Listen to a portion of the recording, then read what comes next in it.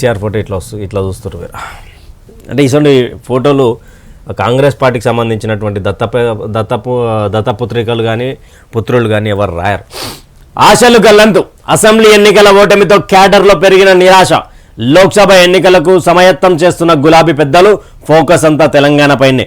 మహారాష్ట్ర ఆంధ్రలో కనిపించిన యాక్టివిటీ. కలగానే కేసీఆర్ జాతీయ రాజకీయాలు. ఈసారన్న సత్తా చాటకపోతే పార్టీ మనుగడనే కష్టమేనా? ఇక్కడ ఈసారన్న పార్టీ సత్తా చాటకపోతే మనుగడ కష్టమేనా అనే ఒక క్వశ్చన్ మార్క్ని వేసుకొచ్చింది రాష్ట్ర.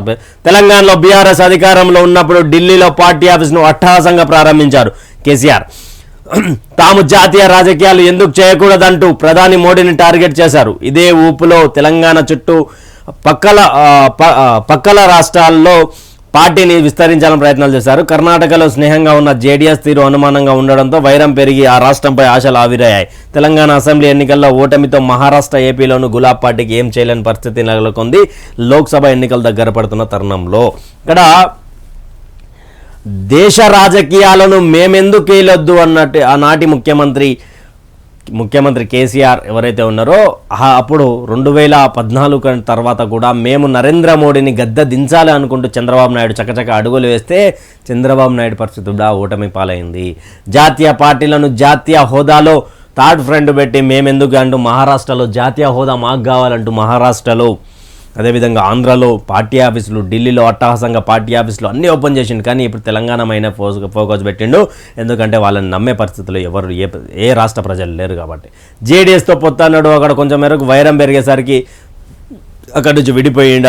అక్కడ పోటీ చేసే అవకాశం లేదు. తెలంగాణలో ఉన్న 17 సీట్లలో 17 బీజేపీ వాళ్ళు అయితే 17 అనుకుంటారు, కాంగ్రెస్ వాళ్ళు అనుకుంటారు. మరి బీఆర్ఎస్ అయితే అనుకోదు, ఎందుకంటే ఎంఐఎంతో పట్టుకున్నది.